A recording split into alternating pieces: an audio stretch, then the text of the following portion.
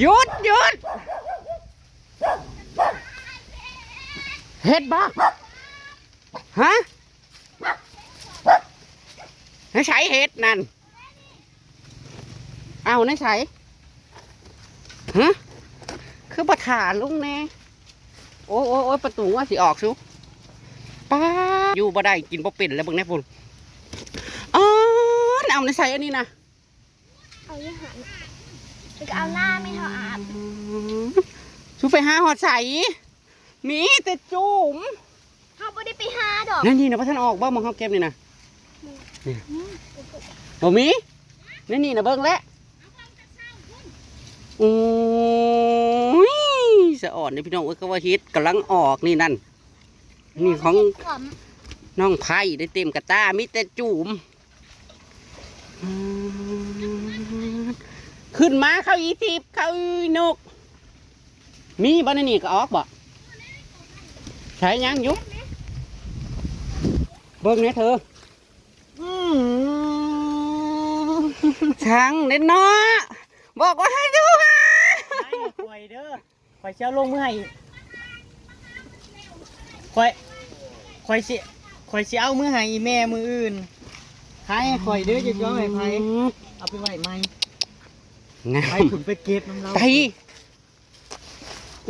สะอ่อนได้พี่น้องเอ้ยที่แรกกับเบาเอื้อชุ่มตุยทวนแต่เช้าป่ะอยากไปสร้างอาหารหมูแมลงค่ะจะมาส่งเอาแต่ได้หนีบ่เลยมองชุ่มเฮาเก็บปีกไก่อยู่ทั้งพุ่นหรือได้สะมันกำลังแตกอยู่ในต้นอีนี่ไปเบิ่งหรอป้าอีควันกับมอนน้ำเขาพี่สมัครบางเนี่ยนะยังขาวๆอยู่นะอันเฮ็ดน่ะก็อยู่ในก่อไผ่นี่ได้พี่น้องเลยงานแห้งช่องกันซ้ำใหญ่ๆมันเน่าโอ้ยเนาะมันบ่ย้ายมาทั้งสี่บ่เขาอีนุ่ยก็ได้ต้าหากว่าเฮ็ดนะมันกำลังออกมันกำลังแตกโอ้ยเบิ่งนี่ใช่คุณมันเข่าทางในคุณเป็นจิ้มอยู่ให้เก็บเลยนะเอาเข้าไปเก็บหน่อยอยากเก็บ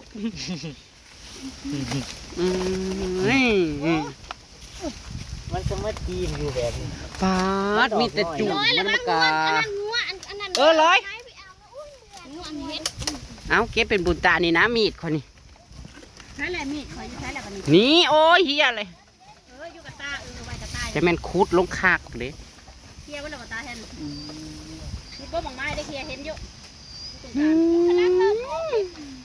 ท่านลกไปหอดนั่งออกเลยออกนิดหน่อยเลยแต่กามันออกกลัวไม่ได้เคียร์ทางลำเลยมาทางสีลูกล่ะอีควันกับพ่ออีควันขวานนะยุงบุกินมึงบ่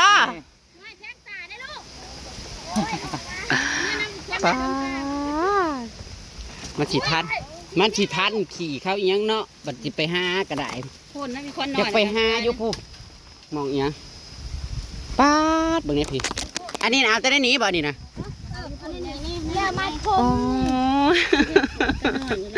ขวัญมึงก็เก่งได้ขวัญสบายดีด้วยสบายดีปลาลุงด้วยจ้าชูจ้าเหมือนนี่อันนี้คนมานเฮ็ดอันนี้นะคนมานเฮ็ด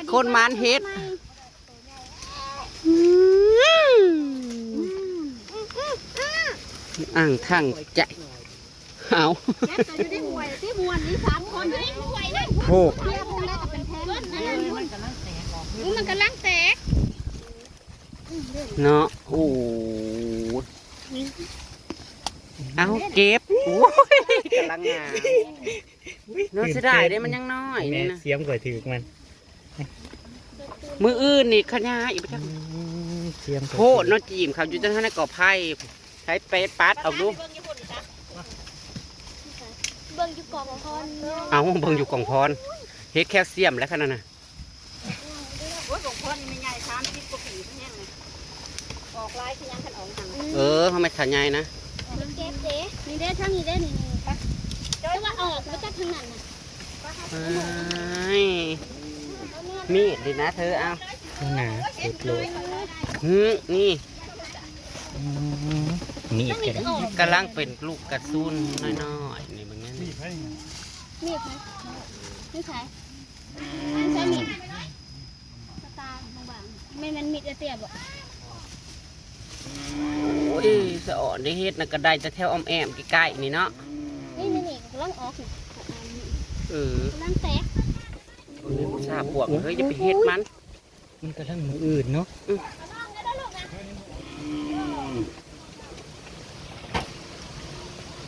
นี่ว่าพี่น้องมึงนั่นนี่นะ ได้เก็บอยู่เสียแรงเด้อพี่มาสะแต่ก็ยังได้เก็บ ยังเคย โอ้ยเนาะ เนี่ยเสียง ปีกไก่เนี่ยมันเน่าได้เนาะมีในนี่นะ บ่ปีก้อนพุ่น ปีกไก่นี่ก็ได้เก็บอยู่บ่ ปีก้อนพุ่นนี่เด้นี่เอาบวชนี่ พี่ พี่ เอาไว้จะก้อนจะไว้ถ่าย สักคนนู้นอยากคอยเก็บ อยากได้ได้คลิปนึง โอ้ยขออย่างเห็นเจ้าเห็นขอซื้อขอเก็บมาแฮะ คอยสิซื้อเอาเด้อที่เจ้าได้นั่น น้องเช้า ใครปู่ เอ้า ปู่มันเมาแล้วนั่น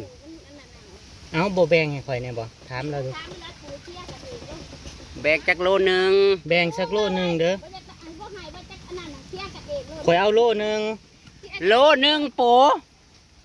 บักลายนึงได้มันเท่าได้โลผู้ใดในกระตานะ เบิ่งนี่เฮ้ยเป็นจิ้มๆอยู่ข้างล่างนะ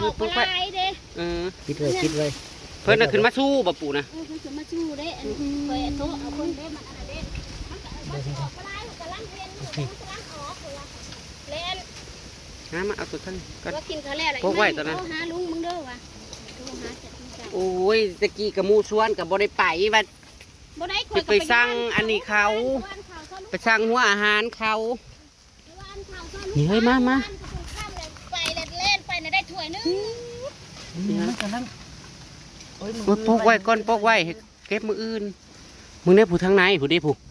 ปุ๊บไปหาละลำนี่นี่ค่อยเอาในขางนิ้วมือมันนั่นก็ได้ นั่น พูดกัน เอา เบิ่ง นี่ นี่ เจ๊ งามแท้ มีน้องคือคามันจะบูด โอ้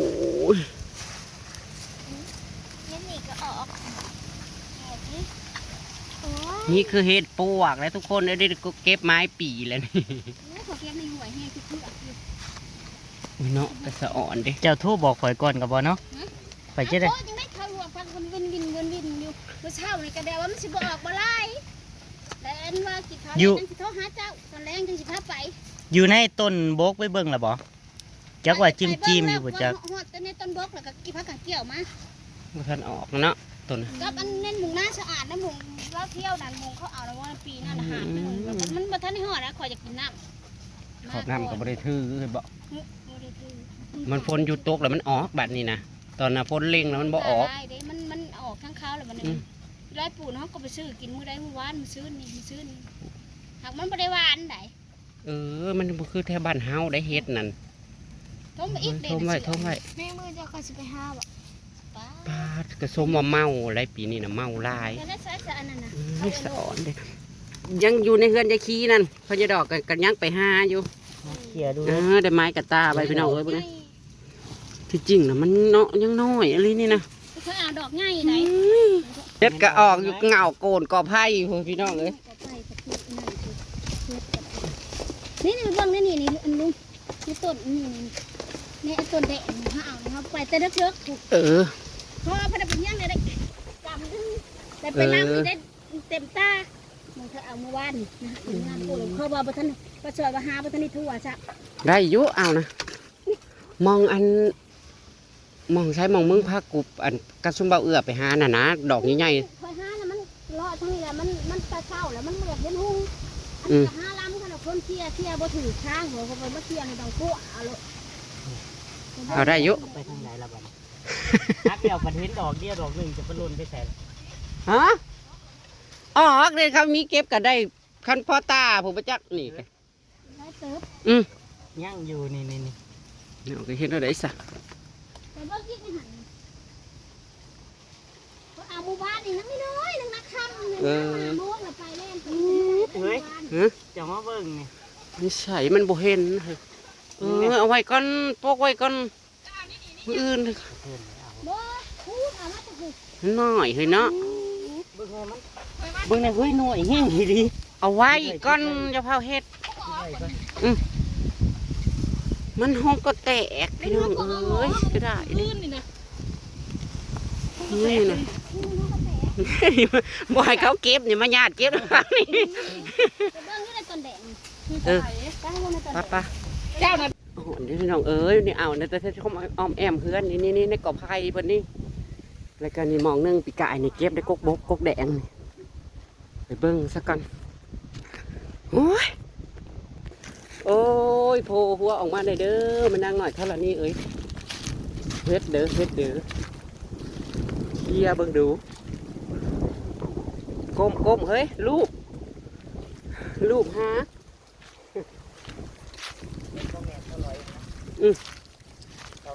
รูปปีกายมันกำลังได้ไม่ต้องจวบคู่มือได้มีรูปแล้วยังบ่ออกพี่น้องเอ้ยกล่องนี้นะ เจ้าสิเลาะไปใช้ข่อยจะกำมือกินข้าวก่อน ไปเมื่อกินใช้ถ้ามองเอานะมองไม่ใช้บาสิเอานะอันนี้ นู่นนะหันก็เอาแท้ๆดอนกลางเขาก็เอาคือกันนี่เขาเอากระชอยลำนี่มันก็ชุดก้อมเอา10กระดอกให้เจ้าแลลงนี่มึงได้มึงเอาอีหยัง ไปเฮ้ยเขารอรถทางไป กิน อุ้ยพี่น้องเอ้ยมอง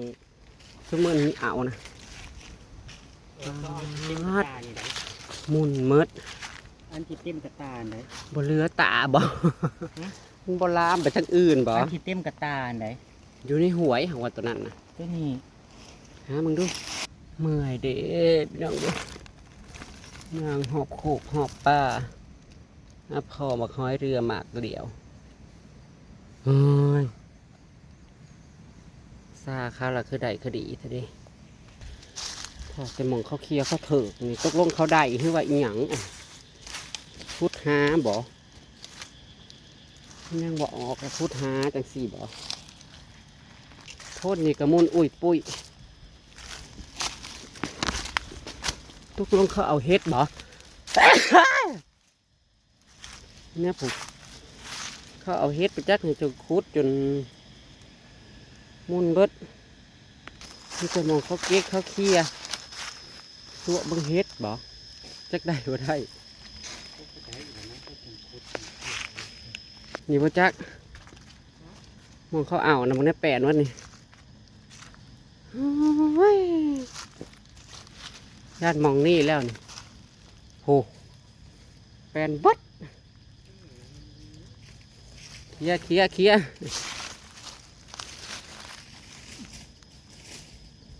ก็บ่เรือรอบ่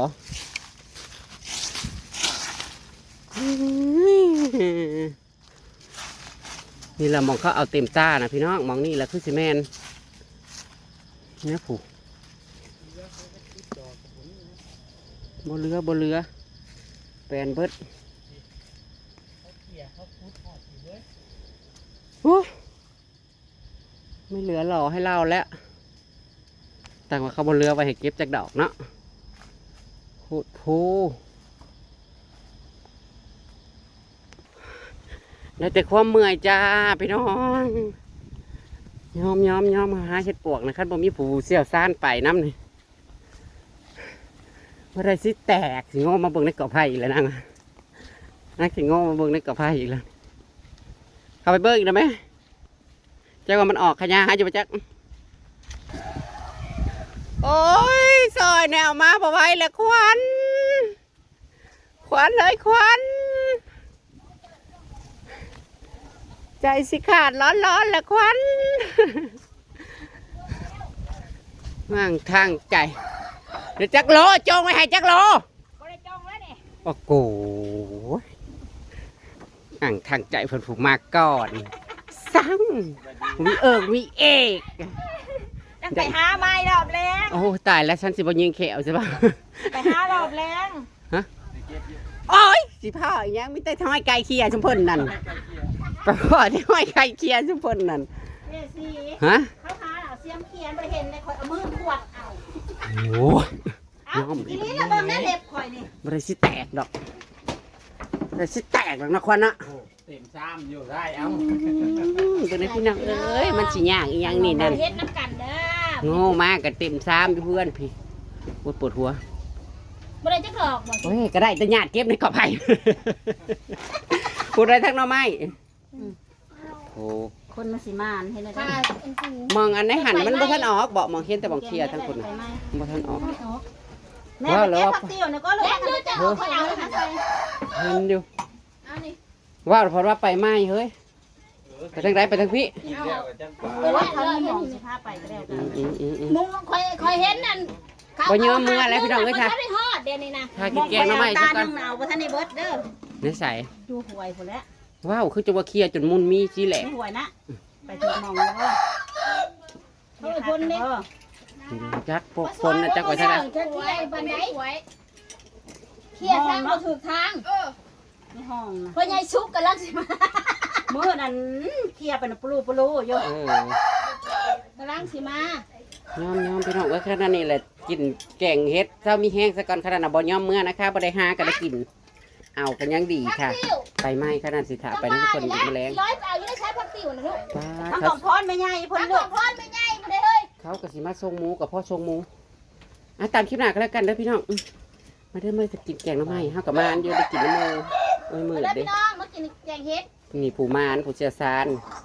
บ่ไหวเจ้าทีแล้วพี่น้องเอ้ย ขวดเอาไป ยายซอยเองก็สิข ข่ อ อย เอา เห็นอยู่ใน